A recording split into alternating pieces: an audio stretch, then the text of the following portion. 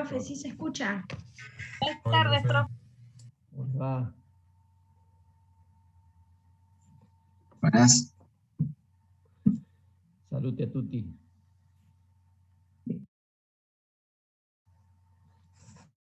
Buenas tardes, profe. Buenas tardes a todos.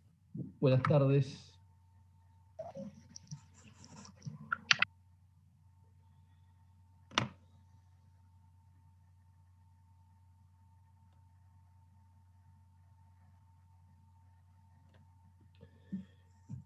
Bueno, acá hay gente que saluda. Hola, ¿qué tal? Hola Facundo, hola Ezequiel. Me da mucho gusto que estén hoy acá. Al final de las clases les voy a copiar un link, un vínculo, para un horario de consulta el lunes, que es feriado. Vamos a hacer un horario de consulta. Voy a abrir una sala a las 6 de la tarde para que todos y todas y todos mis estudiantes que tengan alguna duda, quienes hayan avanzado sobre el material, lo mismo quienes me hayan mandado prácticos, se los voy a devolver y ahí en ese momento sacar dudas. Así que bueno, al final de la clase les pego el vínculo, después se los voy a poner en el aula virtual también, así que no se hagan problema. Después ustedes decidirán si están seguros y no hace falta, o vienen a escuchar, o vienen a preguntar, etc. ¿Está claro? Sí, profe. Sí, profe. Bueno. Profe, le hago una consulta. Yo ayer le envié el trabajo práctico, se lo envié a su correo de Yahoo. ¿Puede ser? He visto ahí dos o tres extravíos en mi correo de Yahoo. Vos tenés y todos y todas quienes tengan esta duda, porque no solamente vos me mandó el correo de Yahoo, no los he abierto yo. No es que los he mandado spam, pero al correo que lo tienen que mandar es aquí Osvaldo. Por eso puse un correo muy sencillo, así se acuerdan ustedes, aquí Osvaldo, me lo pegan ahí y listo. A lo sumo, si después se me extravía a mí, les digo, che, no tengo el trabajo tuyo, entonces lo busco, lo que sea. Bien, ¿es de Gmail, profe? De Gmail, aquí Osvaldo de Gmail. Bien, ya tengo porque docena de trabajos y algunos son en grupo, así que este fin de semana me voy a poner a verlos y uno a uno los voy a devolver y les voy a subrayar dudas, o en general, digamos, dónde han estado las dudas, porque bueno, es un práctico que hacemos desde hace algunos años y siempre se dan con cierta recurrencia problemas más o menos, parece que los nudos estuvieran en los mismos sitios. Así que bueno, lo vemos en el horario de consulta. El trabajo era para el profe, sí.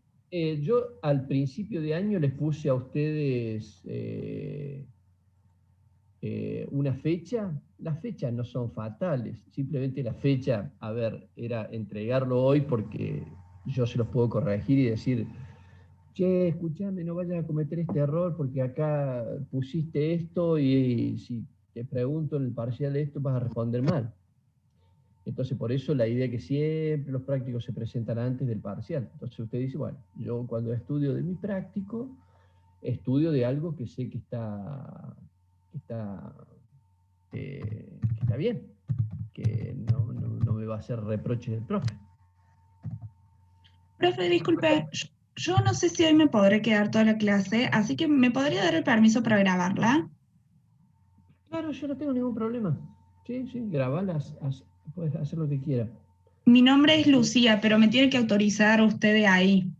Ah, ¿te tengo que autorizar desde acá? Sí, debe haber algunos puntitos que te den para hacer co-host. ¿O en el tuyo? Desde el mío debe aparecer mi fotito. Grabar. ¿Listo? Ahí está. Gracias, profe. Gracias, Lucía, por enseñarme una cosa Recording nueva. in progress. Bien. Bueno, ¿comenzamos? Profe, yo antes tengo una duda porque acabo de quedar en un proceso de selección para trabajar hasta las 5 de la tarde. es full time y no podría presentarme al parcial de la semana que viene. Quería saber si me Sí. puedo presentar en el otro curso que tiene después de este. Vale, no hay problema. ¿Le tengo que mandar mis datos o algo? No, en el parcial mismo yo los corrijo todos juntos. Lo que tenés que hacer en el parcial mismo, vas y pones ahí, profe, pone grande, soy del 2 de 3, porque vas a Perfecto. estar junto con el 2 de 1, yo voy a volcar las notas a las planillas, no vas a estar, y por las dudas que no te...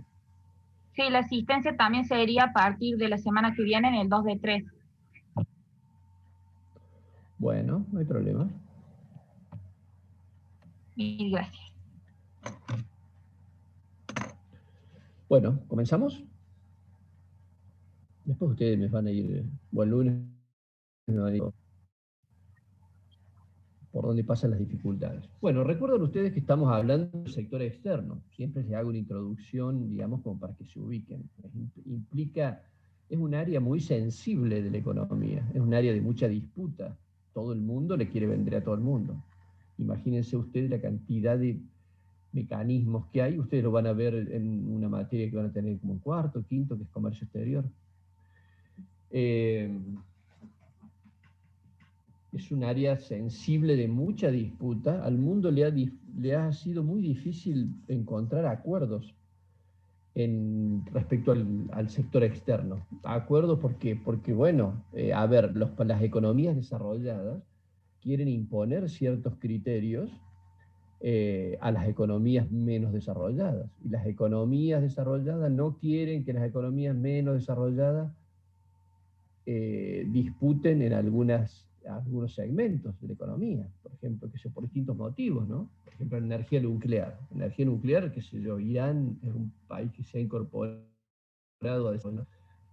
Si bien porque desarrolla armas, pero un país muy controlado, ¿no? Los países centrales quieren manejar la tecnología, vender la tecnología, no quieren que nadie la tenga, ¿no? En ese sentido, digamos, los que tienen,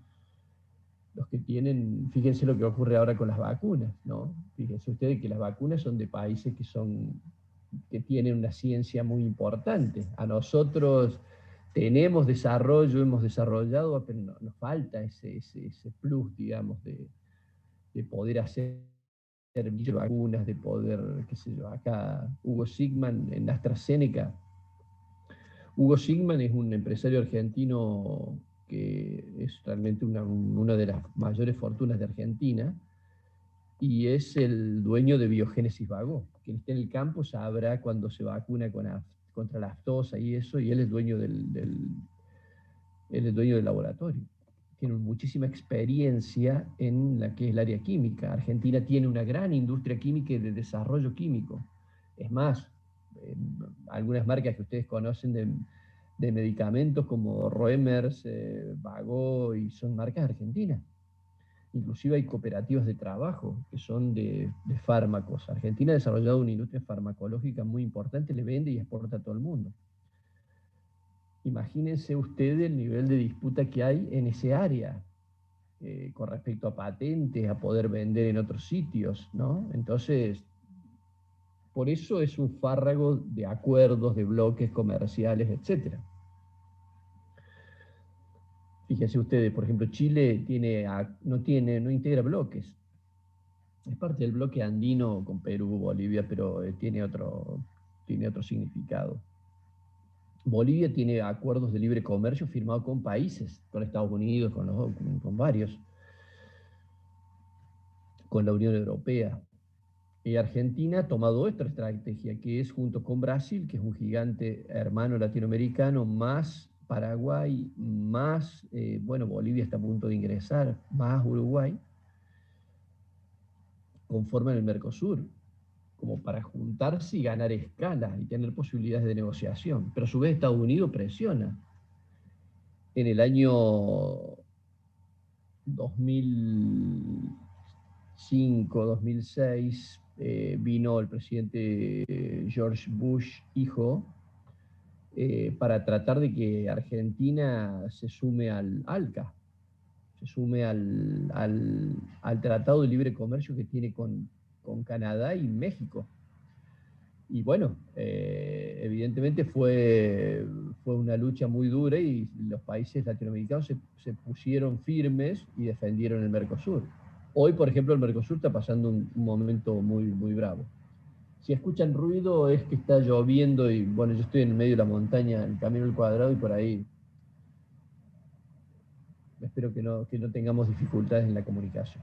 Bueno, sí, por eso les digo que es muy importante. A su vez, la Unión Europea combate mucho por tratar de que la Unión Europea es un colectivo donde los países están mucho más organizados, más tienen moneda propia, cosa que el ALCA no tiene.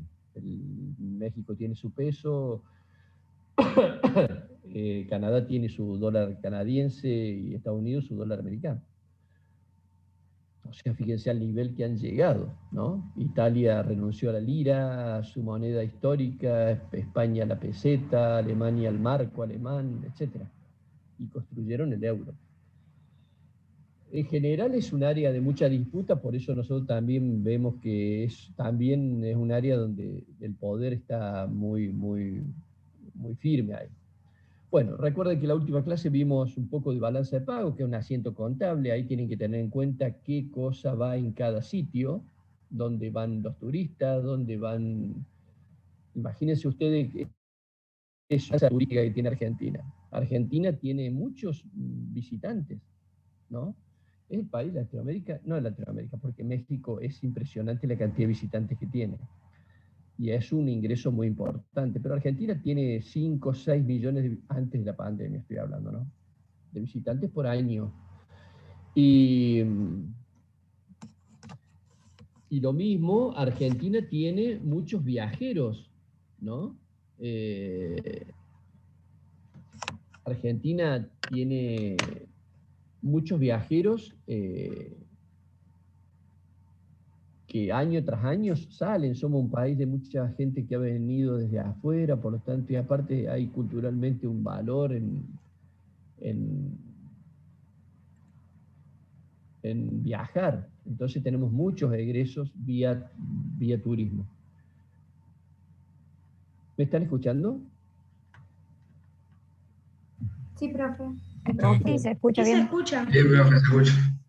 Discúlpenme porque tengo una sensación de que estaba cortado porque se quedó clavado un estudiante para ingresar. Ahí está.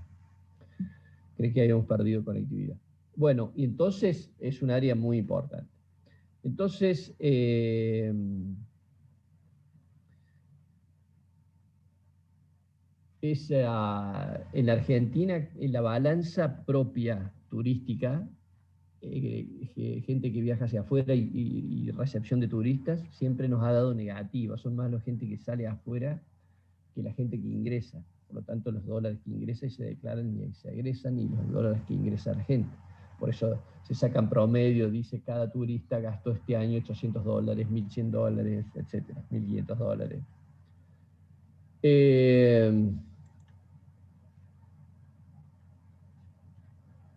Vamos a ubicarnos ahora, voy a compartir en pantalla con ustedes para ubicarnos en el material nuestro, el material, el apunte, porque aparte vamos a sacar varios temas que están en la última parte,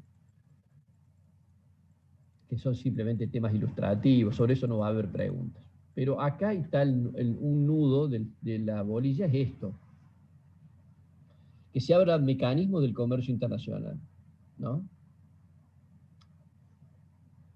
Imagínense ustedes una cantidad de países que le quieren vender a otra cantidad de países y viceversa.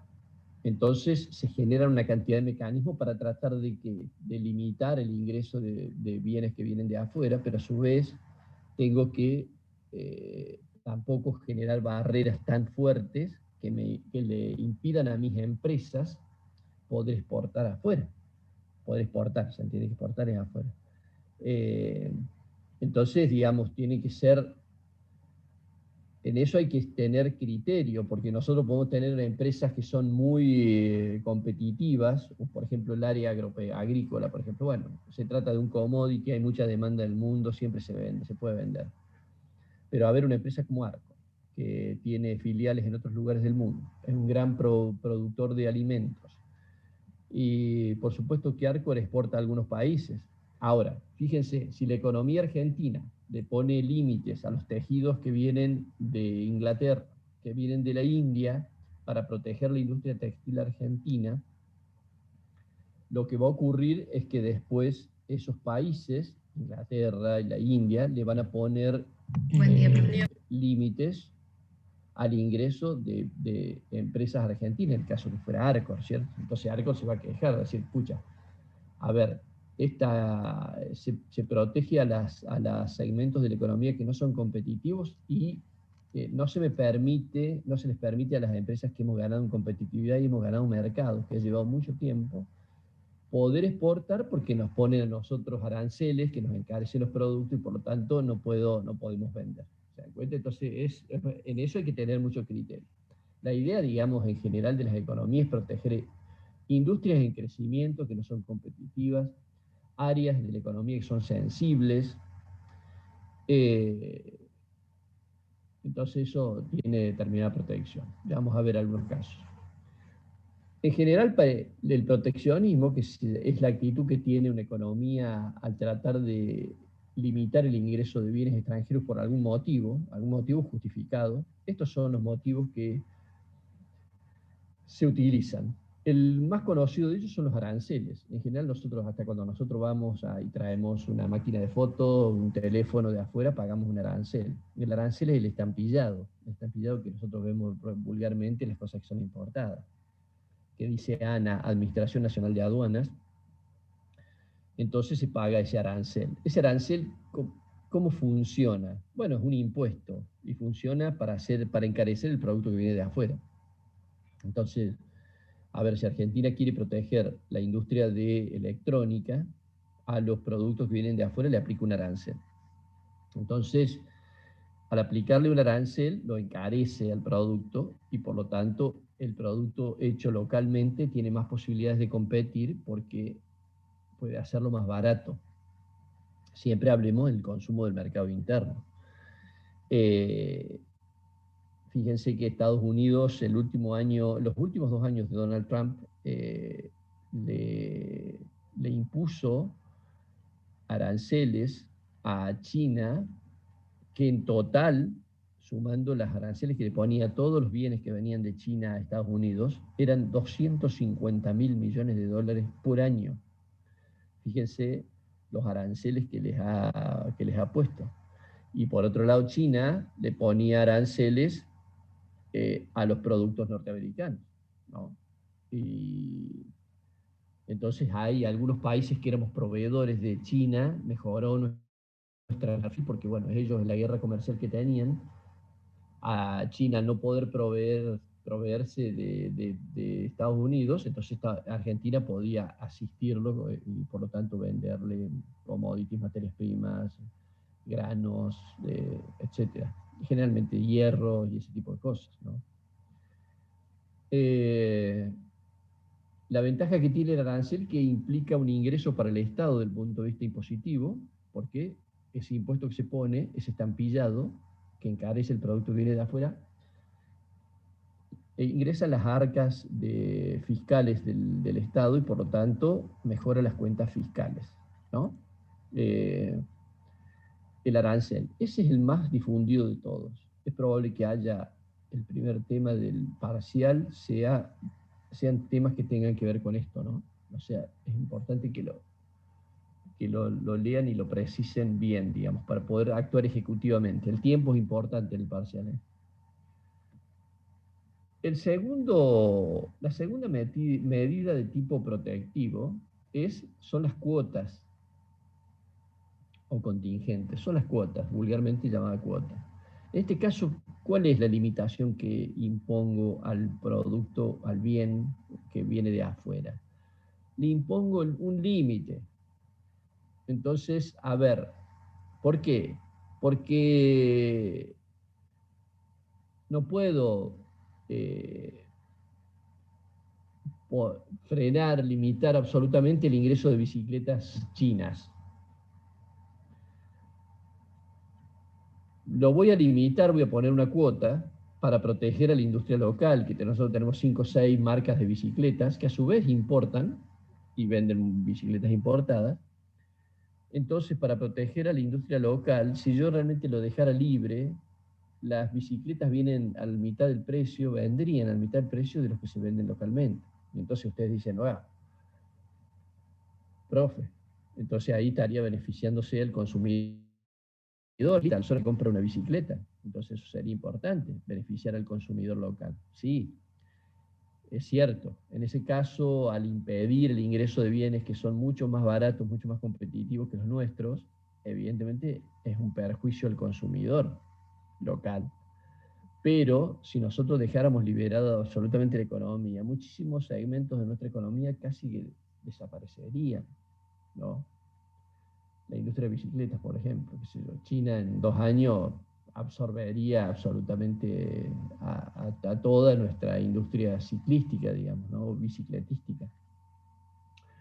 Y no sé cuántos puestos de trabajo serán 20.000, 25.000 puestos de trabajo. Entonces, siempre hay que tratar de generar un equilibrio entre el beneficio y el daño que se produce, ¿cierto? Entonces, en ese sentido se equilibran y se genera una cuota. Entonces dice, bueno, este año van a entrar 20.000 bicicletas que vienen de China, que es un lugar muy competitivo, de Vietnam, ¿cierto? Donde hay fábricas muy baratas. Bueno, perfecto. Entonces se dejan entrar esas bicicletas y acá los importadores locales subastan esa cantidad de bicicletas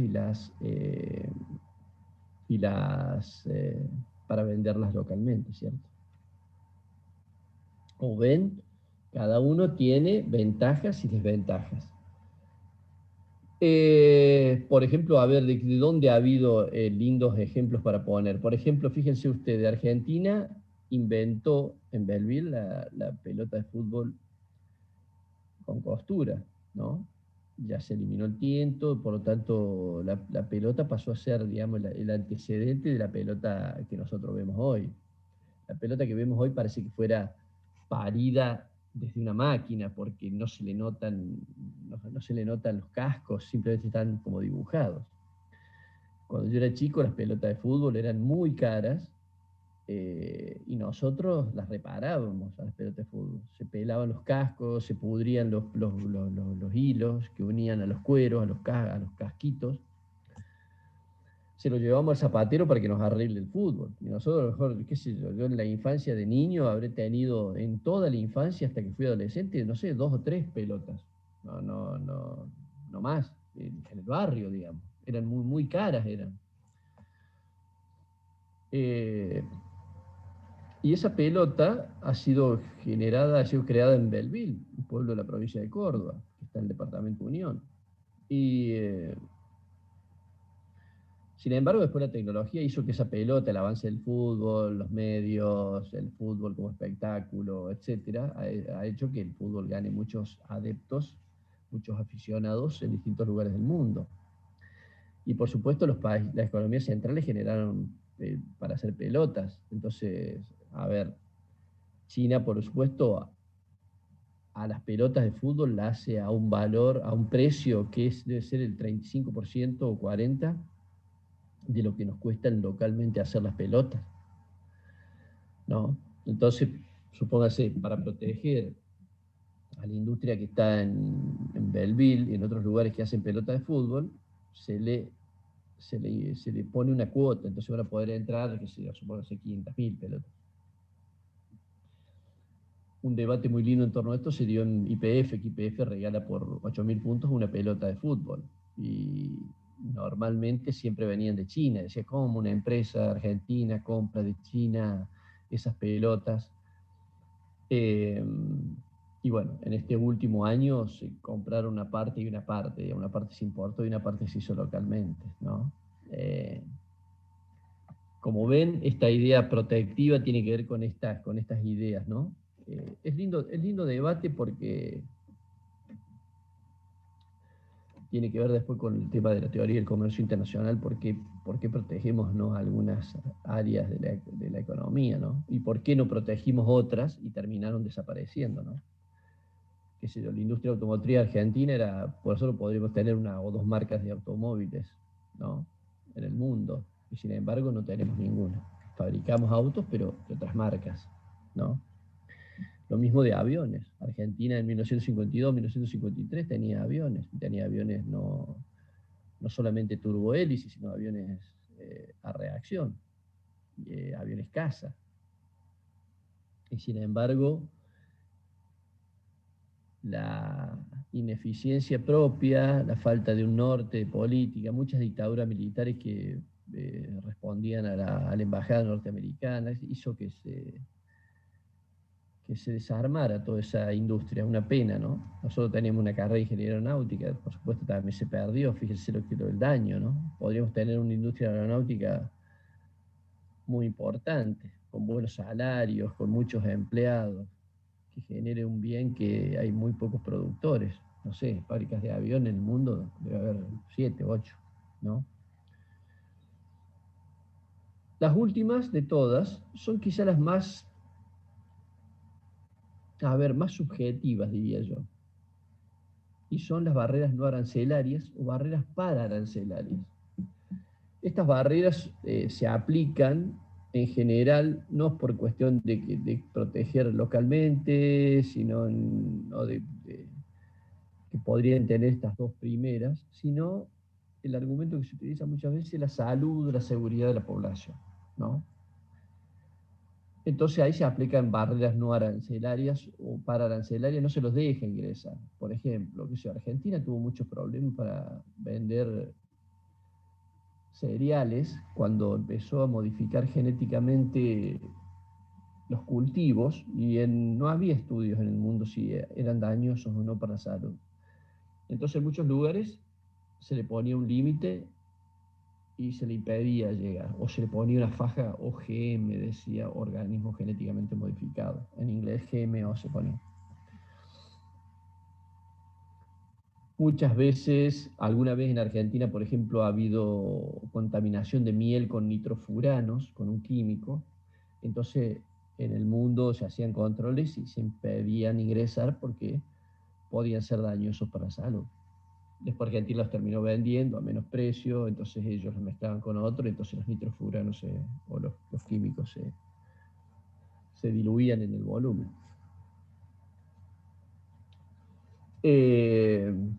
Argentina ha impuesto en eso barreras, por ejemplo, a juguetes que tienen pinturas de plomo, chinos.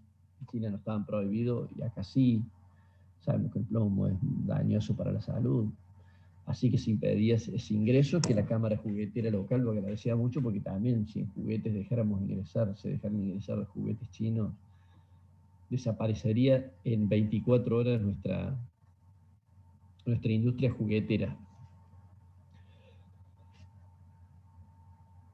En este capítulo son los fundamentos del proteccionismo. ¿Por qué se protege? Bueno, yo los he desarrollado en algunos sentidos antes. ¿Por qué se protege? El sentido de proteger un segmento, proteger a la población, a los consumidores. Y después tienen este parrafito que dice prácticas desleales en el comercio, que en general, acá he puesto dos. Una es el dumping, o dumping, ¿ven ahí? Que es la acción en la cual una empresa extranjera vende sus productos a un precio más bajo de sus propios costos, ¿no?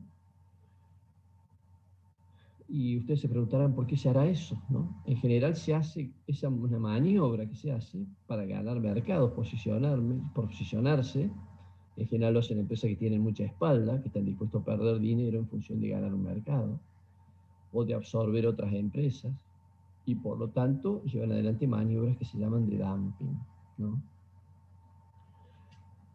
No es tan fácil detectarlas.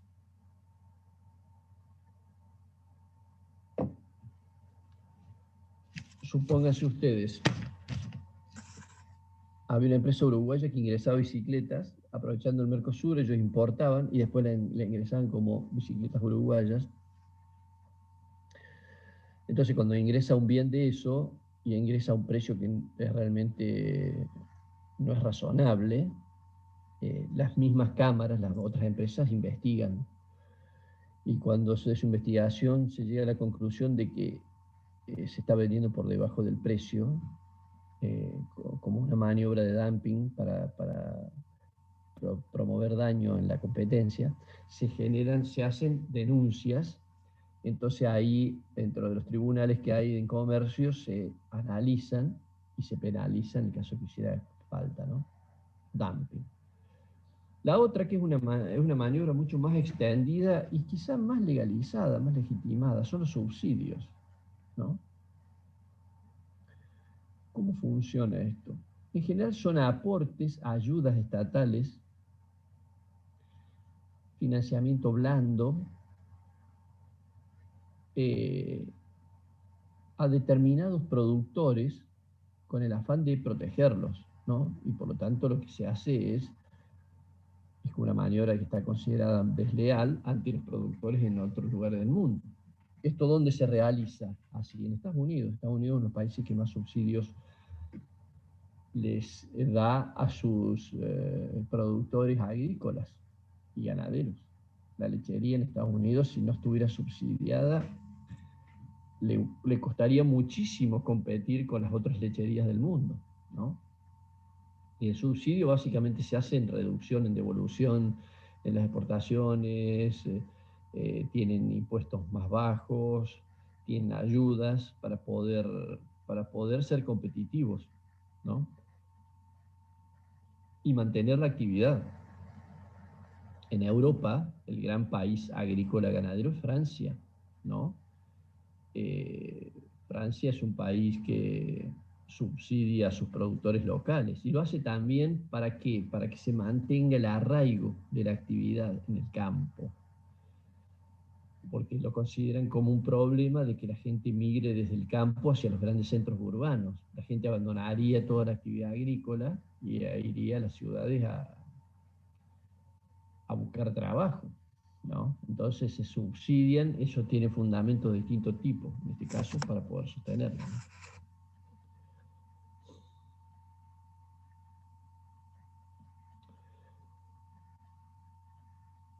En este punto, el comercio entre las naciones, va a haber preguntas sobre esto, sobre ventajas. Esto es interesante que ustedes lo asuman, lo incorporen como conceptos, las ventajas que generan los países, ¿no? Hace unos más de 200 años, el teórico, el economista inglés británico, David Ricardo, generó lo que se llama el principio de ventajas comparativas. Acá les he puesto parte de lo que plantea él, y yo se los leo para que ustedes vean. Dice David Ricardo, que vivió entre 1772 y 1823. Fíjense, ¿no? Se estaba armando el imperio británico ahí, digamos, el Reino Unido iba a la vanguardia en la economía. No es en vano que durante más de un siglo y medio, inclusive esta gran parte del siglo XX, los mayores economistas han sido del Reino Unido, ¿no? Tanto escoceses como ingleses, como irlandeses, ¿no? O sea, el Reino Unido realmente armó una escuela, no es en vano, se constituyó como un imperio con una espalda y un desarrollo que mantiene hasta nuestros días en función de haberse puesto a la vanguardia del desarrollo, ¿no?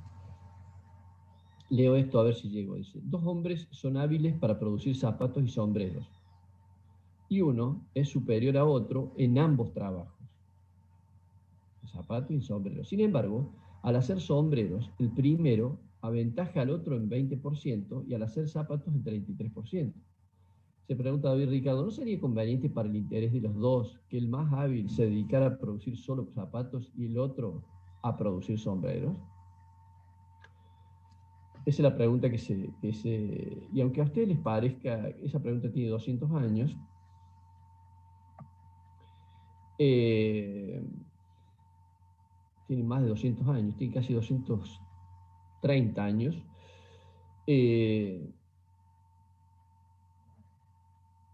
1817, tiene 204 años, mejor dicho. Fue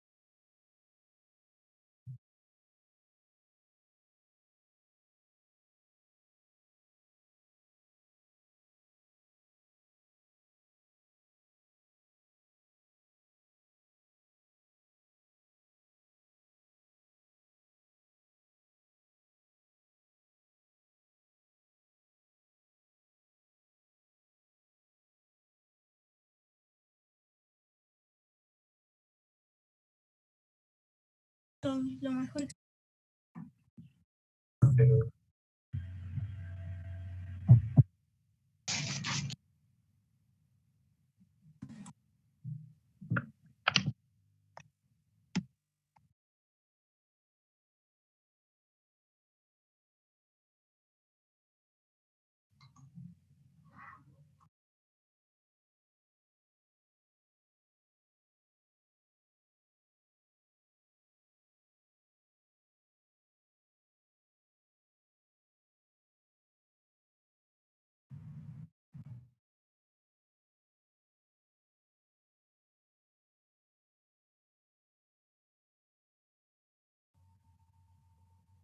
Volvemos al punto donde habíamos quedado.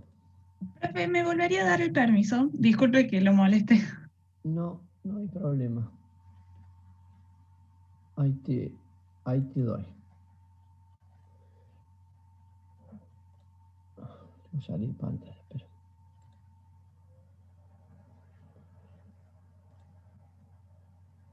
¿Dónde estás? ¿Lucía era? Sí, acá le debo aparecer. ¿Lucía Ibáñez? Sí, Ahí está. gracias, profe. Recording in progress.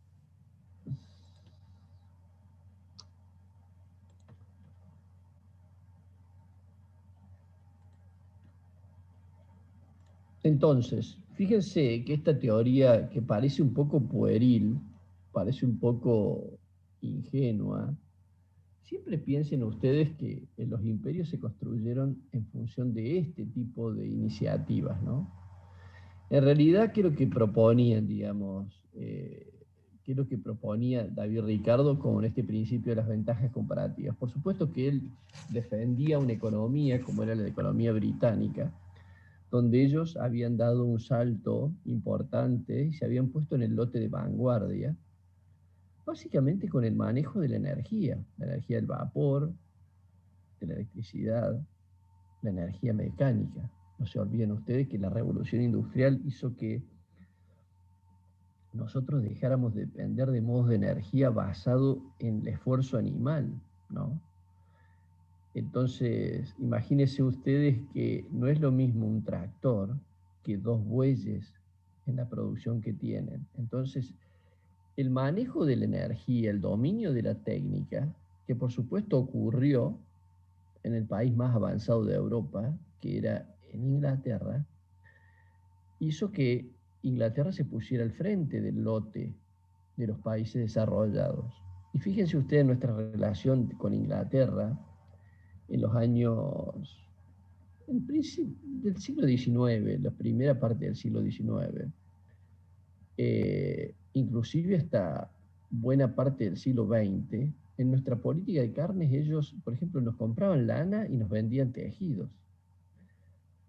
La industria textil británica es muy desarrollada.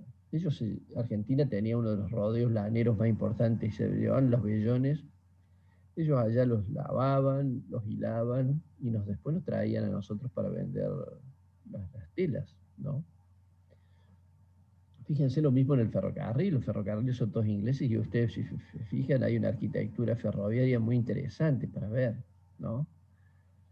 Que eran todas fundiciones que se traían desde el Reino Unido, ¿no? Entonces, ellos se garantizaban, digamos, el dominio y la provisión de eso, ¿no? Y entonces la idea está de David Ricardo decir, a ver, ustedes argentinos, ¿en qué son buenos? Ustedes son muy buenos produciendo carne, ¿cierto? Produciendo cueros, produciendo lanas.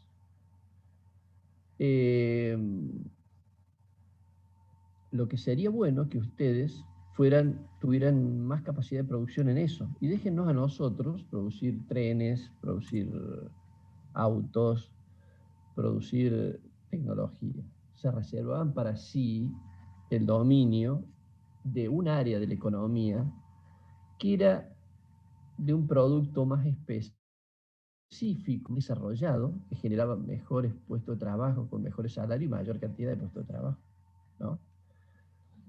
¿Cómo habrá sido eso? Que es muy interesante leer sobre las migraciones que se generaron en el Reino Unido desde el interior profundo de esos países hasta los grandes centros urbanos, ¿no?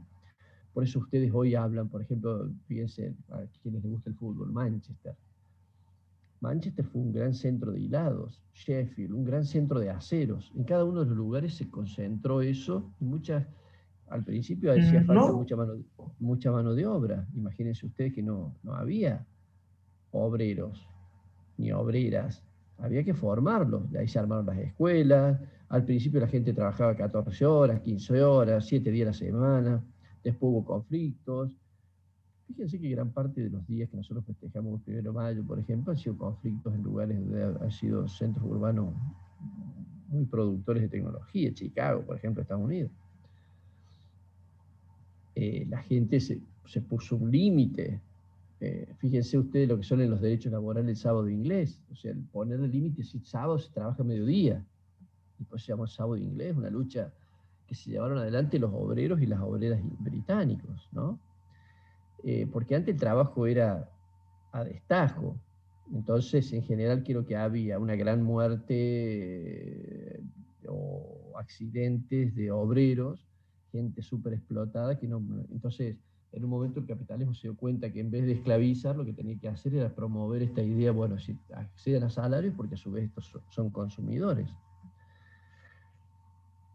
Pero para nosotros nos dejaban siempre las tareas más. Por eso es, digamos, este principio es como si se tratara de una distribución internacional del trabajo productivo, ¿no? Que esto muchas veces figura en nuestros días así. Entonces dice, Argentina, ustedes sí que son muy buenos produciendo soja, produciendo maíz, ¿no?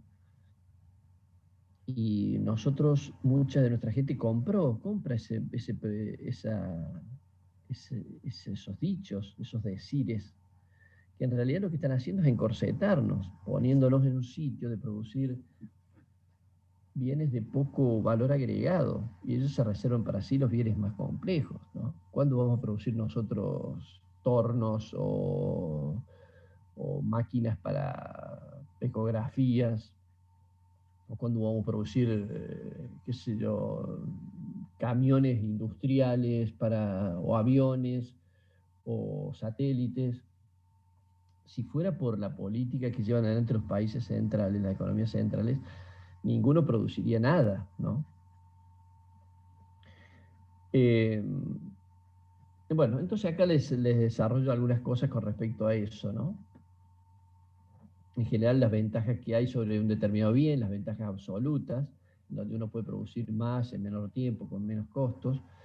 Esta es la ventaja comparativa, la que propone David Ricardo, que dice que un país que no tenga ventaja absoluta en la producción de ningún bien le convendrá especializarse en aquellas mercancías en las que aventaja a otros, ¿cierto? Y abandonar aquellas que no hace bien, que no es competitivo. A ver, Argentina, mirá si te vas a poner a hacer aviones, y los aviones los hacemos muy bien nosotros en Europa, en Estados Unidos, en China, en Rusia. Se entiende con ese criterio, que era el criterio que yo alguna vez les planteé a ustedes del autor coreano ese que decía patear la escalera. Los que llegaron arriba patean la escalera para que ninguno más suba, ¿no? Entonces, ustedes ocúpense de los bienes generales. Hoy Argentina, por supuesto, los commodities están a un precio alto, pero esto es circunstancial. En general, yo he estudiado economía toda la vida, mostrando curvas de lo deprimido que eran los registros que tenían las commodities. Entonces, digamos, sustentábamos la idea que ningún país podía armarse, plantear un desarrollo a partir de commodities. Hoy en día, hoy la soja llegó a $600 la tonelada, un precio récord. Hace más de una década que no tenía este precio.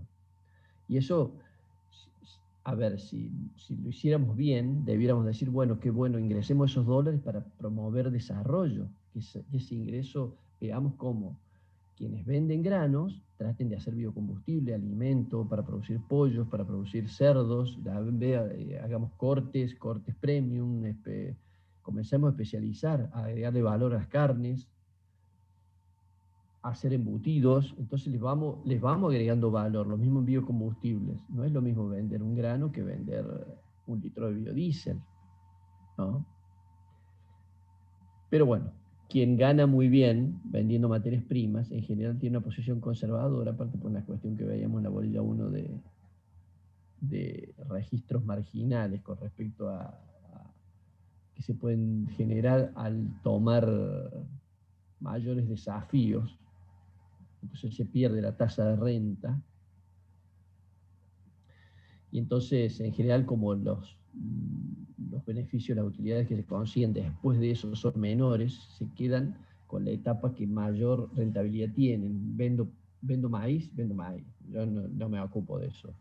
Se gana bien, se pierde una mirada empática general colectiva. Bien. Acá les he puesto, presten atención porque esto simplemente es para lecturas. Cuando se hablan de déficit, esto porque era un tema muy importante en esos años, con respecto a los déficits, el déficit fiscal, el déficit externo y el déficit social. Pero un artículo de lectura. Léanlo, pispéenlo, pero sobre esto no hay preguntas. Pero fíjense que acá se habla del índice Gini, porque en esa época en general no se estaba informando correctamente con respecto al déficit. Se hablaba de que Argentina tenía un 3, 4% de déficit y no se contaba el servicio de la deuda, con lo cual el déficit iba a 6, 7% del PBI, una cifra monstruosa. Entonces, bueno, ese artículo tuvo que ver con eso. Al último, esto simplemente le he puesto dos términos yo, que son parte de la nomenclatura de los términos del comercio internacional. Grabados Incoterms, yo le he puesto algunos porque en general son los que más se utilizan, aparecen ahí, ustedes han visto aparecer. En general, esta nomenclatura, que ustedes ya la van a estudiar más adelante, lo que caracteriza es qué se incluye en el precio de un bien que se exporta. Entonces, esto puede incluir la mercadería puesta en un lugar, la mercadería puesta en otro, la mercadería, no es lo mismo, yo tengo que pagar el transporte si yo acuerdo con alguien venderle y ponerlo en el puerto de Rotterdam, o en el puerto de Hamburgo, puerto, o en el puerto de donde fuere, en Manchester, digamos, un acuerdo que se hace, yo tengo que tener en cuenta el seguro, tengo que tener en cuenta los gastos administrativos, el transporte, que va a tener ese producto puesto en un determinado lugar. Y en general lo que se utilizan es esto, FAS y FOB. Yo les he puesto estos dos, son términos siempre nomenclaturas en inglés. FOB es el término que normalmente aparece más regularmente en países que venden volúmenes, y el FOB es free on board, que dice la carga puesta sobre el playón del buque, ¿no? Ahí termina la exportación y después, digamos, el transporte, los seguros y la llegada al destino corre por cuenta del comprador o un intermediario, digamos, ¿no? Y FAS, en general, se utiliza para los países que venden materias primas. El vendedor entrega la mercancía en el muelle pactado del puerto, el de carga convenido es al lado del barco. Dice, es propio de mercancía de carga granel o de carga voluminosa, porque se depositan en terminales de puerto especializados. Fíjense que ustedes en Argentina hay un debate muy importante, muy interesante sobre el tema de la hidrovía. La hidrovía es la canalización, el dragado, la profundización del curso del río Paraná, con lo que se permite el transporte de grandes volúmenes de materias primas, ¿no? En ese caso, digamos, Argentina tiene ahí 8 o 9 terminales a lo largo de todo eso, San Lorenzo, Rosario, etc., donde las grandes empresas exportadoras, Cargill, AGD, Vicentín y otras, tienen sus puertos con sus depósitos. Entonces compran la producción a granel, la guardan ahí en silos, y los silos cargan las barcas navegan por el río, que tiene un dragado, por lo tanto pueden ir barcos de varias decenas de miles de toneladas. y se vence la concesión esa, por eso este año hay un debate interesante en torno a si Argentina vuelve a tomar las riendas que hacen todos los países del mundo de su río, o si llama un concurso internacional para que se presente alguna empresa ahí. Al final le he puesto algunas organizaciones, estos leanla, el GATT, que era, digamos, antes de que hubiera la Organización Mundial de Comercio, existía el GATT como un acuerdo de aranceles y tarifas. De todas las organizaciones del comercio internacional, una de las últimas fue la Organización Mundial de Comercio, como habrá sido conflictiva el área. Era muy difícil ponerse de acuerdo, ¿no? Y por eso es de las organizaciones que se llaman supranacionales, que reúnen a todos los países, fue una de las últimas que se consiguió, qué sé yo, la Organización Internacional del Trabajo de 1914, es previo a la Primera Guerra Mundial, una de las primeras que se organizó.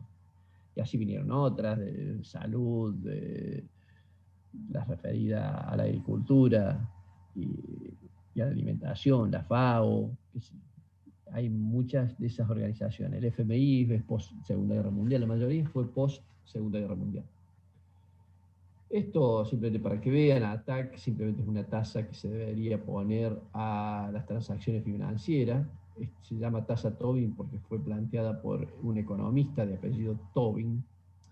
Un dato, el Foro Social Mundial es un foro de Latinoamérica donde se reúnen todas las economías nuestras para tratar de eliminar los desequilibrios, bueno, con sus objetivos, etc. Esto es para que lo lean ustedes, para que sepan que existe, para que se cultiven. Mercosur, pero sobre esto no hay, les digo con honestidad, no hay preguntas sobre estos temas, pero me gustaría que les echen una mirada, que sepan que existen porque les va a ser útil en el futuro. Y ahí termina nuestra unidad número 3.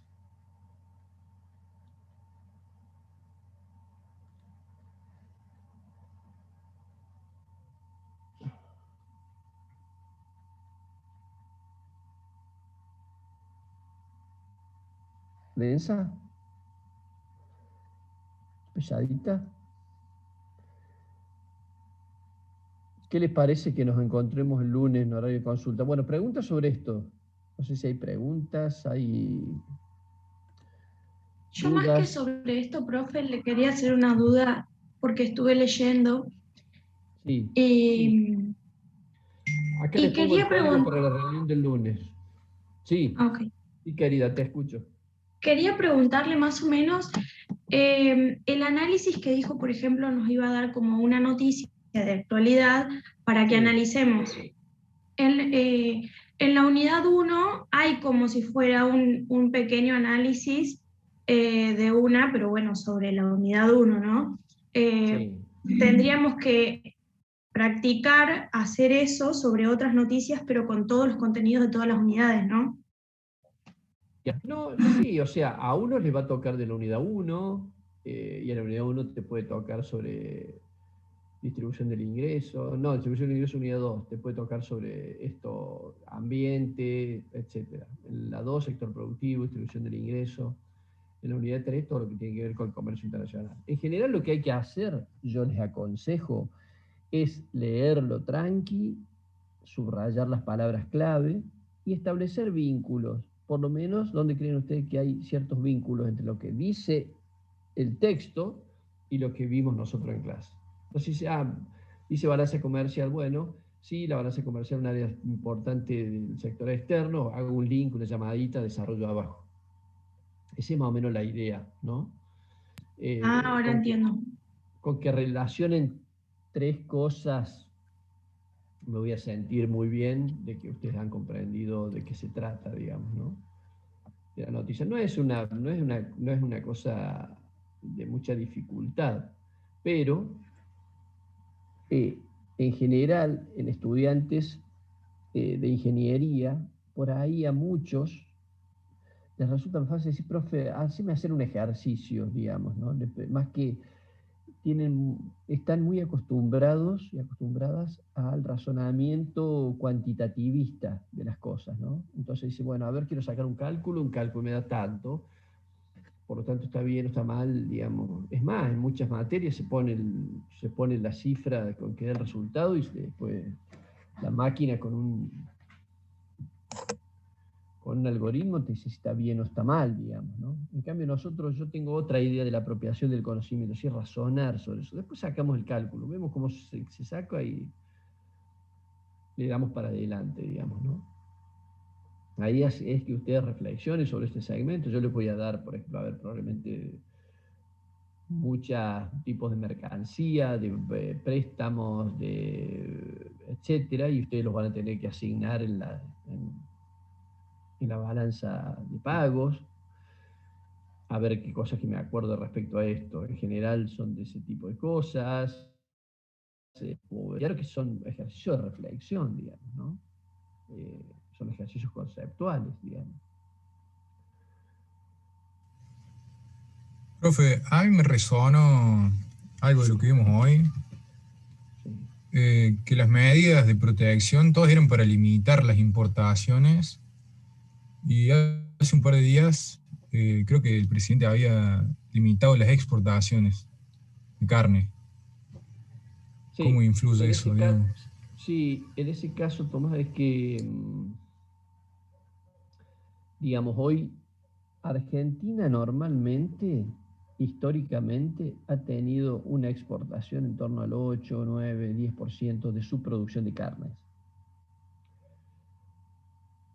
La demanda china de proteína animal ha sido muy importante en estos últimos años y Argentina es uno de los abastecedores. Entonces, ¿qué ha ocurrido?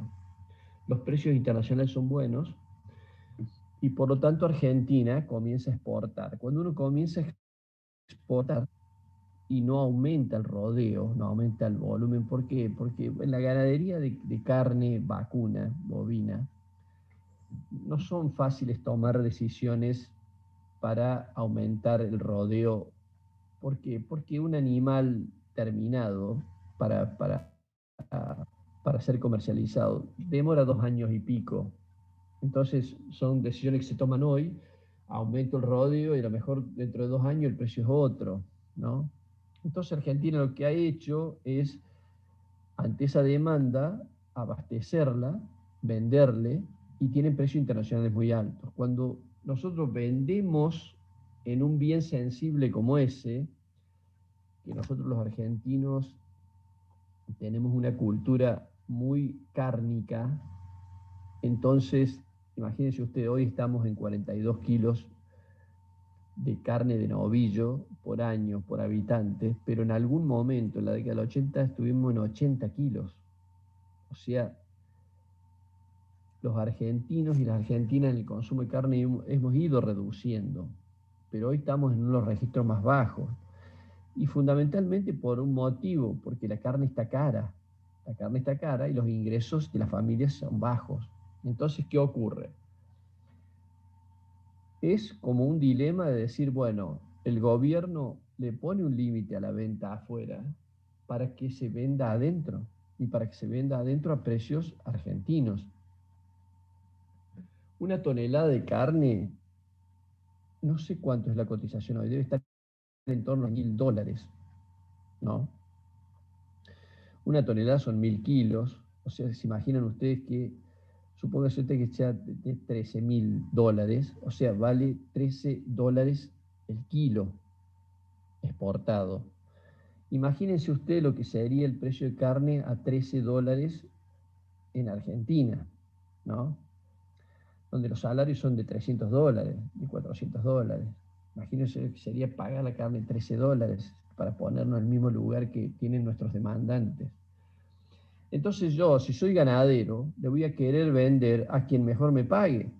Y si yo digo hoy, bueno, los argentinos siempre fueron mis clientes, pero hoy están muy empobrecidos, y realmente cuando la carne sube a 600, 700, 800 pesos, ya no la pueden comprar, yo me busco clientes afuera. Entonces, el gobierno interviene para que se exporte, pero primero se abastezca localmente a precios razonables. ¿Se entiende? Por eso hizo acuerdos de precios con 10 cortes, 12 cortes, algunos populares, a precios populares, pero eso no alcanzó porque realmente la carne aumentó el doble de lo que aumentó la inflación en este último año. Entonces una medida para decir, o bajan los precios localmente, o no van a poder exportar. Entonces, como un cierre de comercialización por ahora por 30 días. Es un tema complejo y por supuesto cada uno se para del sitio donde, de su propio interés, ¿no? Un ganadero no va a decir, bueno, son dólares para el país, eso es cierto. Lo que pasa es que nosotros no podemos poner todo el norte en ingresar dólares en función de que no podamos asistir la demanda del consumo local. Este es el tema, digamos, ¿no? Así que bueno, en general después el Ministerio de la Producción plantea otras cosas, como que hay empresas exportadoras que se han registrado y en realidad lo que están haciendo es subfacturar y sobrefacturar, no están vendiendo carne, compran a terceros, simplemente lo que hacen es una maniobra. Eso dicen ellos. A su vez los ganaderos dicen, no, la carne que nosotros vendemos afuera no es carne que se venda en Argentina hay otro interés, otros cortes. Y eso, profe, hay una política interna de conservar o de asegurar el consumo interno. O sea, porque es un poco, porque usted dice, si se dan los mejores precios afuera, lo lógico, obviamente, el productor va a hacer vender hacia afuera, pero manejar esa balanza, como dice, bueno, hay un consumo interno que todo frigorífico, porque no, acá... No hay leyes, no hay leyes, Diego. Las leyes son, por eso el Estado interviene, porque las leyes de oferta y demanda hacen que se le venda a quien más tiene, a quien más puede pagar. Y entonces vos decís, che, y, a ver, la ganadería argentina tiene tradición, pero también asistió el consumo local. Entonces, a ver, hoy o mañana, los clientes locales, todos nosotros, hemos sido los que también hemos hecho que la ganadería crezca, y hoy, porque tenemos ingresos bajos, este ingreso bajo que tenemos, lo que está también promoviendo un cambio cultural, y por lo tanto, el consumo interno puede descender, y a los ganaderos, no sé si les va a interesar de que el público, el consumidor argentino, reduzca tanto el consumo de carne, porque en el futuro la demanda externa puede reducirse y por lo tanto cuando le vayas a vender de nuevo a los argentinos, te digan, no, yo ahora como pollo, o yo ahora como cerdo, o yo ahora como verduras, ¿se entiende? Entonces, yo creo que los ganaderos lo que tienen que hacer es tratar de exportar lo máximo posible sin perder de vista que tiene que asistir a esta demanda local, que hoy está empobrecida, no puede pagar 1.000 pesos el kilo de carne, no puede pagarlo $13 como lo pagan los otros, lo pagan los chinos o los alemanes, pero puede pagártelo alguien que hace un siglo que te viene comprando carne. Entonces ese es el criterio, Diego. Pero eso es lo que usted dice, que el ganadero, entiendo también que debe haber en la cadena, no debe ser el ganadero y el cliente externo, digamos, debe haber un frigorífico de por medio que pueden ser los mismos dueños o no, o externo. Hay un medio, digamos, ahí intermedio que está jugando ahí entre los ganaderos. La cadena es compleja, o sea, pero cuando no creo que los frigoríficos quieran pensar en el pueblo, digamos, o en la gente. Voy a vender 50 y para ustedes lo voy a vender 30 o no me voy. Evidentemente esa mentalidad no la tiene el productor o la gente que en frigorífico, o sea, porque si no hubiésemos visto esta suba de precios. Creo que, no sé, si vemos una suba de precios de casi 40% en los últimos meses. Por eso, Diego, este es un buen ejemplo de intervención del Estado cuando el mercado no puede resolver por sus propios medios estos dilemas, ¿entendés? Entonces, en este caso, en general es más agudo. Cristina Kirchner le decía la mesa de los argentinos. Entonces decía, en esa época los obligó a vender carne a precios argentinos, y Argentina dejó de tener convenios, cuotas Hilton y todo eso, sino primero que consuman los argentinos. Y en esa época se consumían 70 kilos por año, Y lo que hicieron es una cosa que están haciendo hoy de nuevo los ganaderos, en función del interés que están teniendo de vender carne afuera. Están vendiendo muchas madres. O sea, ¿qué quiere decir? Vacas que todavía pueden tener 2 o 3 novillos, pero las mandan al frigorífico atraídos por los precios locales. Entonces creo que se observa una reducción importante del rodeo ganadero. Si nosotros por un interés circunstancial, por un precio circunstancial, estamos quemando 2 o 3 millones de cabezas por año, y estamos quemando madres, que las madres son las que garantizan después 5 o 6 terneros más, nosotros estamos en problemas. En el futuro vamos a estar en problemas. Entonces, muchas veces el capitalismo, la ganadería, en este caso por razones de mercado, liquida lo que hay, liquida madres, liquida, quiero decir, hembras, ¿no? Junto con novillos, machos, etcétera, y lo que está haciendo es vender su propia fábrica con eso, en función del precio circunstancial. Por eso también el Estado tiene que aparecer cuando ve que hay una reducción importante del rodeo, cuando ve que a los frigoríficos van muchas hembras, y hembras en condiciones todavía de seguir reproduciendo. Entonces esa es la alarma que debe tener, ¿no? Nunca se cuenta toda la verdad, pero el tema es... Sí, porque después sucede la rueda gira, y después sucede que el campo, en cierto momento, campo tanto agricultor como ganadero, pasa la rueda y tiene asistencia por parte del gobierno en lo que es maquinaria, en lo que es subsidio de combustible, en lo que es subsidio de lo que uno, en lo que inundación o lo que sea. Y entonces, por eso es muy egoísta y muy mezquino la situación que se está viendo ahora, o sea, sobre todo la del campo y la ganadería. Y entonces, Sí, es como dijo aparte usted, se escuchan las campanas de cada uno, digo. Sí, sí, por eso vos vas a ver que si vas a escuchar, qué sé yo, hay medios que representan los intereses de los ganaderos, son antigobierno, y hay otros que son progubernamentales, y entonces dice, no, acá el consumo de los argentinos. Es un lindo tema para debatir, porque nosotros podemos decir, che, a ver, Argentina recuperó más de 100 mercados para vender carne. ¿Eso está bien? Está bien, porque carne no es lo mismo que soja. Tiene que comer mucha soja, mucho maíz, mucha burlanda, mucho pasto, un novillo en 2 años y 4 meses para poder ser el novillo. No es lo mismo, carne no vende en todos los países, soja venden 150 países, carne venden 15.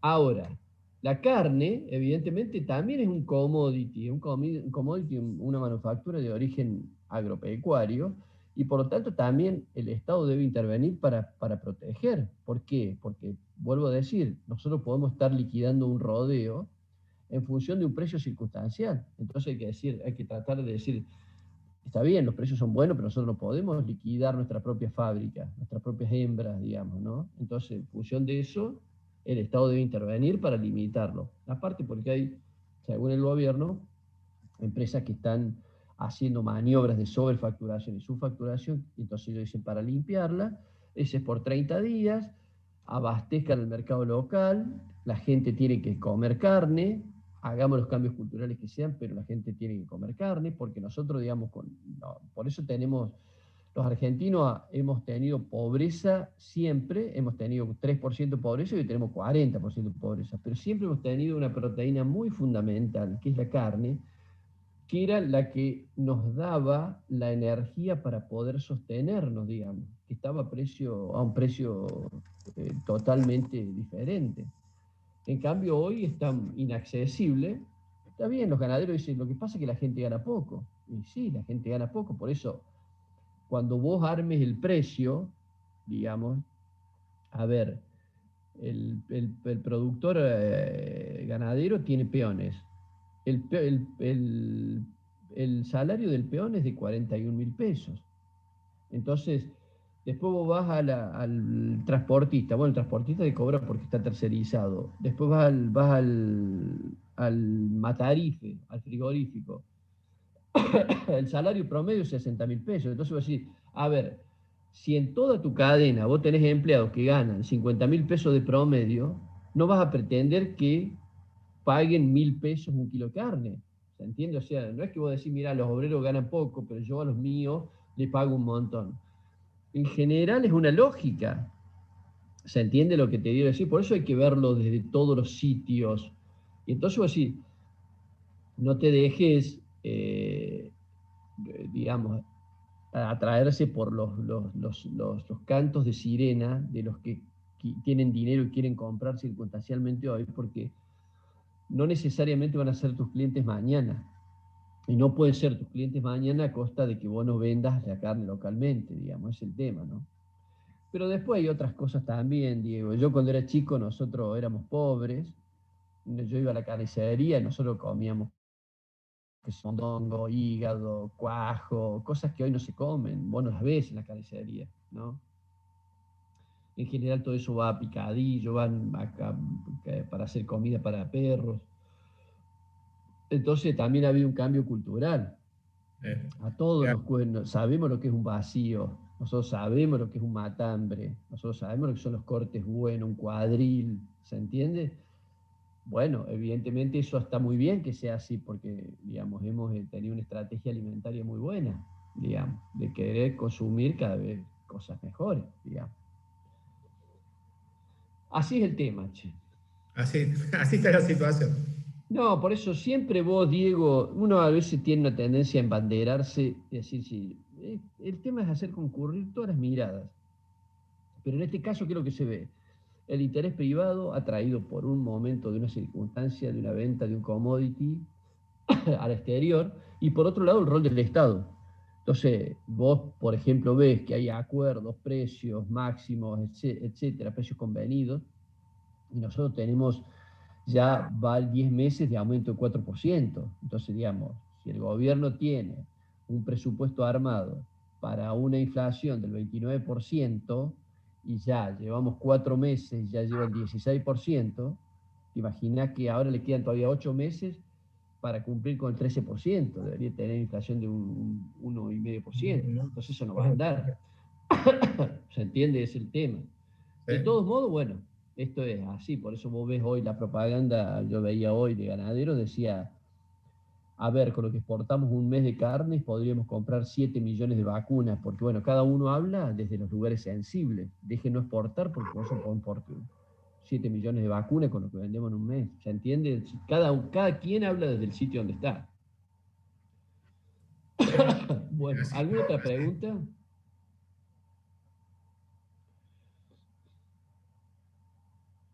¿Alguna otra duda? O nos vemos el lunes a las 6. Che, el lunes va a ser feriado, a las 6 los voy a estar esperando, che.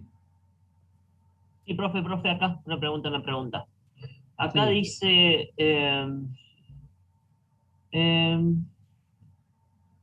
no, disculpe, me equivoqué. Léelo. ¿A qué te referías? Con respecto al trabajo en sí, eh, yo tenía una duda con respecto, dice, indique los principales lineamientos, ¿sí? Y hay 3 opciones. Eh, hay que hacer 10 párrafos, o sea, 10 líneas, un párrafo con 10 líneas con cada uno, con el A, con el B y con Los el C. principales lineamientos quiere decir los principales aspectos. Sí, pero dice No son en 10 líneas. líneas. No son 10 líneas. Son principales lineamientos. Puede ser, es un concepto, digamos. Te puede llevar 10 líneas, 50 líneas o 3 líneas. Bien. Son lineamientos, quiere decir las principales proposiciones, los principales aspectos. Sí, lo que me confundió es en 10 líneas, eso era lo que me confundió. No, 10 líneas, en 10 líneas, yo te pido que en 10 líneas lo resuelvas. Claro, yo pensaba eso, si lo tenía que resolver en 10 líneas. No, si dice lineamiento no son líneas. Yo te puedo decir, a ver, no agarres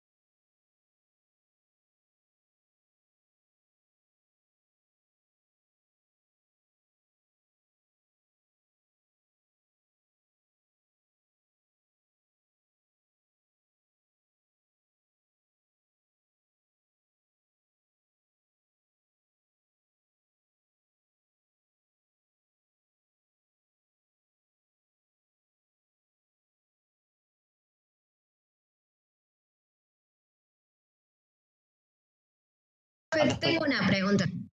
Bien.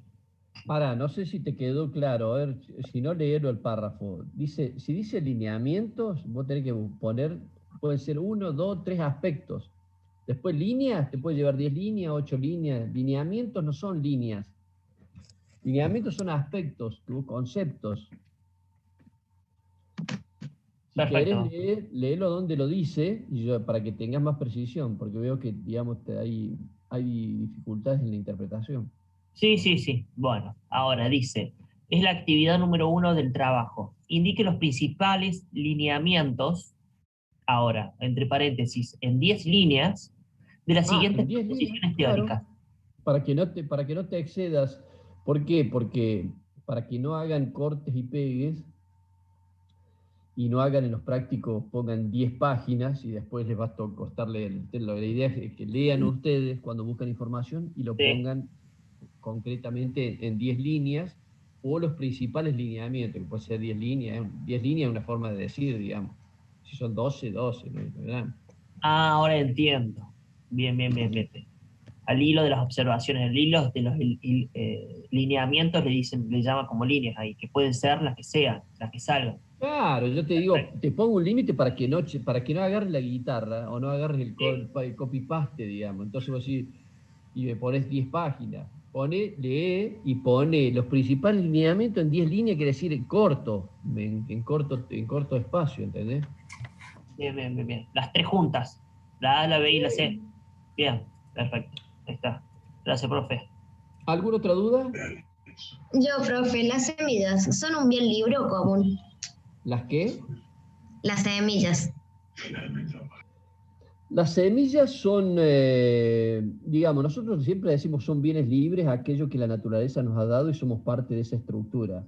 Entonces decimos, bueno, a ver, nadie te va a cobrar el aire, nadie te va a cobrar el sol. Entonces yo puedo decir, che, me compré un panelcito para hacer andar en mi portón la luz y el motorcito. Entonces, digamos, nadie te va a decir, che, estás usando luz, es un bien libre. Yo puedo poner el viento, un molino, para sacar agua. Nadie le va a decir, che, tenés que pagar esa energía del viento.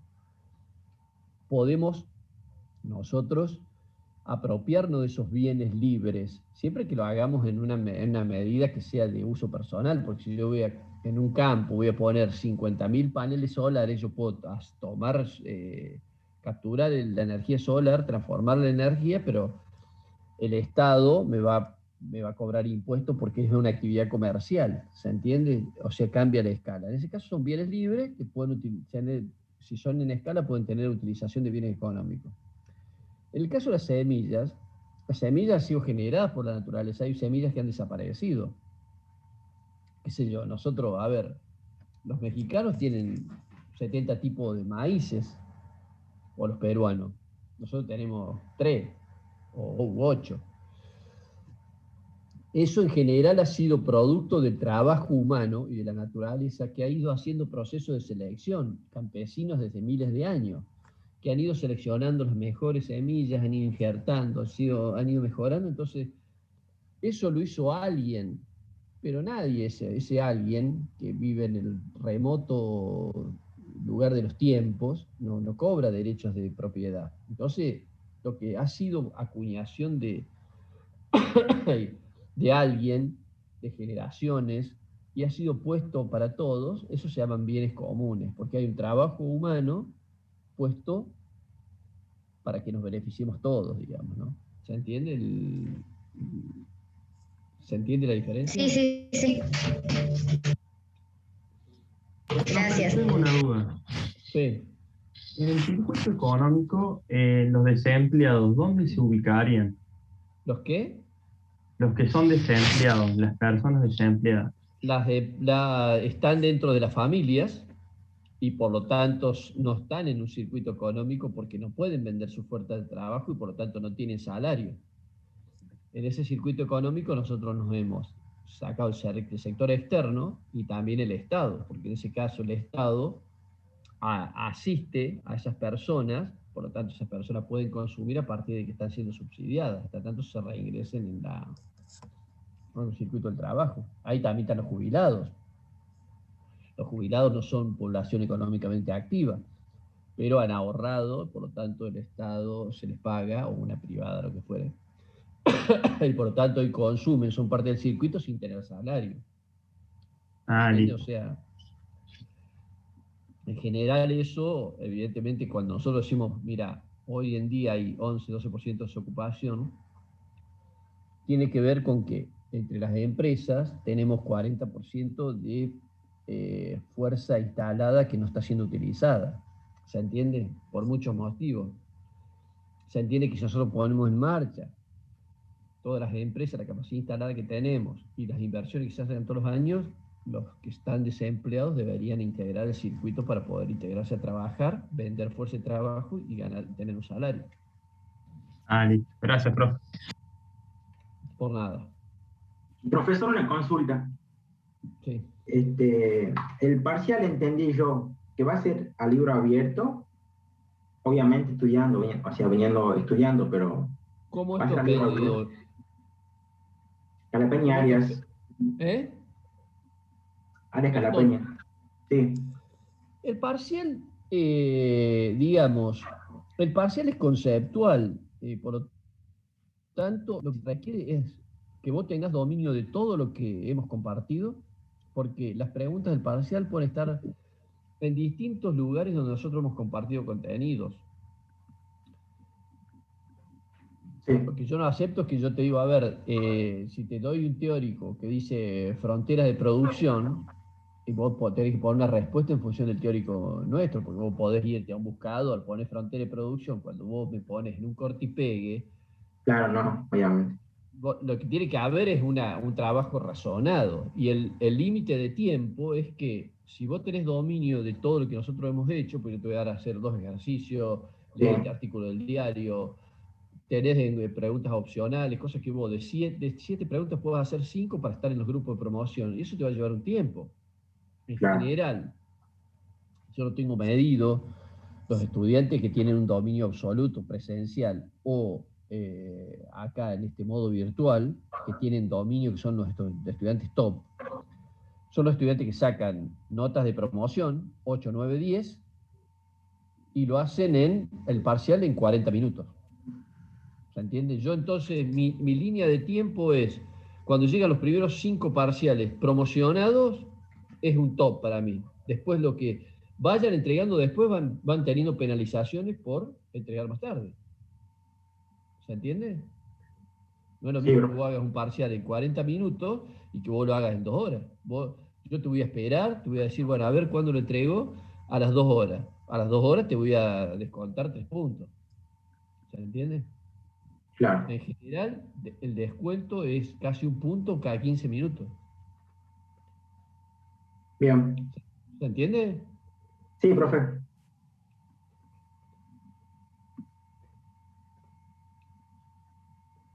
¿Listo?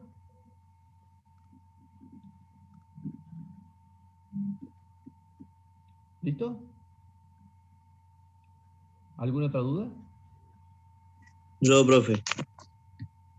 ¿Pasado los 40 minutos descuento 1 punto cada 15 minutos o es algo que...? No, eso, cuando yo recibo los parciales, los primeros 5 parciales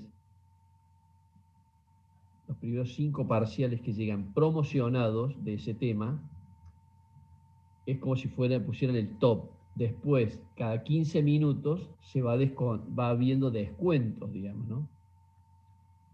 Evidentemente no te voy a contar, digamos, si vos el parcial de 40 minutos y te lo llevaste 2 horas para hacerlo, entonces vos podés decir, después te pusiste a leer vos para ver ahí dónde lo respondías, digamos, y eso tiene penalización, digamos. ¿Se entiende? Esto es libre para hacerlo, pero tenés que tener dominio de lo que yo te estoy preguntando. Si vos, el trabajo práctico, lo hicieron con tu amigo, o tu compañera, o con quien fuera, y yo te pregunto ahí, vos no sabes si la pregunta está ahí o no está ahí, porque no lo leíste, o porque no hiciste el trabajo práctico, pusiste el nombre, entonces vos tenés que ir, buscar ahí, digamos. Cuando uno no tiene dominio de todo, en general, después tiene que ver dónde lo puede buscar, dónde hay. Pues yo te puedo hacer preguntas de relación. Establezca una relación entre esto y esto. Si no sabe ni dónde está, quien lo sabe, inmediatamente se pone a escribir. Quien no lo sabe, se pone a buscar. ¿Se entiende? Sí, sí, profe. Esto ya lo he hecho el año pasado y te puedo asegurar que han promocionado muchos, pero muchos no han promocionado y tienen que recuperar después, ¿no? No es tan fácil. Yo por eso les doy libertades y el modo es conceptual y el límite del tiempo, digamos, ¿no? O sea, que si alguien sabe, un parcial lo hace en 40 minutos. Yo puedo decir, bueno, 50 minutos pongo todos los que entregan hasta 50 minutos tienen la nota completa y después empiezan a tener penalizaciones. ¿Está claro? Bueno, ha sido un gusto, che. Nos vemos. Nos vemos el lunes si quieren. Nos vemos el lunes, profe. ¿Por dónde va a avisar a Te cuelgo a qué ahora. hora? Ahí está, ya lo colgué acá. Ya les descolgué el link acá. Ahí se los vuelvo a colgar. Disculpe, que tengan buen fin de semana. Bueno, que andes bien. Ahí lo tenés al link. Cópienlo de ahí. Bueno, y nos vemos. Adiós. Que anden lindo. Los voy a colgar en el aula virtual también.